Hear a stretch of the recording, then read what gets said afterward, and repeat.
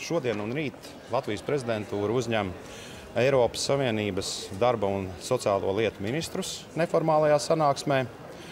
Tajā galveno uzmanību mēs pievērsīsim sociālā dialoga tematam. Īpaši akcentēt sociālā dialoga tēmu esam uzņēmušies, jo ir nepieciešams stiprināt, efektivizēt sociālo dialogu.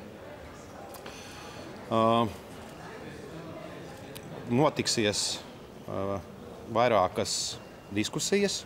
Sociālo dialogu nepieciešams stiprināt, lai Eiropas 2020 stratēģiju īstenotu, gan ekonomikas un monetārās savienības sociālo dimensiju stiprinātu.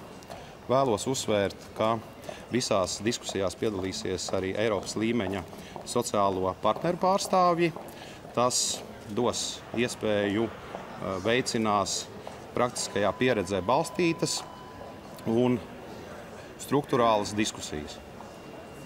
Good afternoon. Today and tomorrow, the Latvian presidency hosts the informal meeting of EU Ministers for Labour and Social Affairs.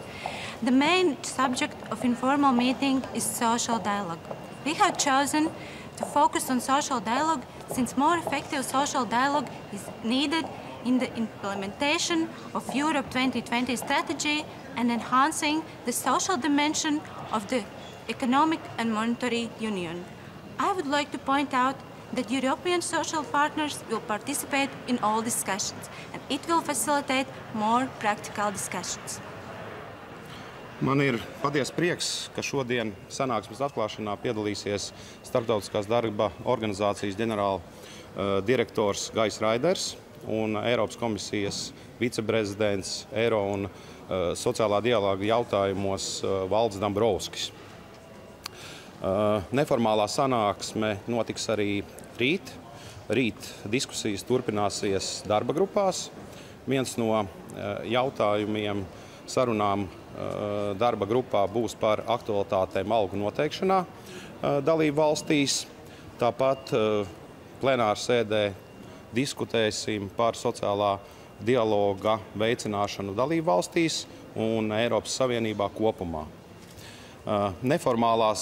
Neformālajā sanāksmē mēģināsim rast risinājumus sociālā dialoga stiprināšanai, lai visā Eiropā veicinātu iespējas cilvēkiem, paplašināt nodarbinātības līmeni, uzlabot darba vietu kvalitāti, investēt prasmju attīstībā un, protams, mazināt nabadzību.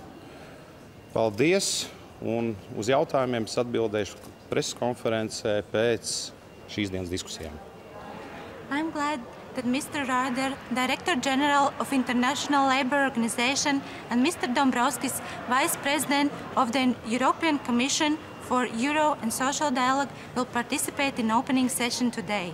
We will continue informal meeting tomorrow with workshops. One of the workshops will be on Member States' latest developments in the field of wage settings. There will also be a plenary session on future promotion of social dialogue in the EU and Member States.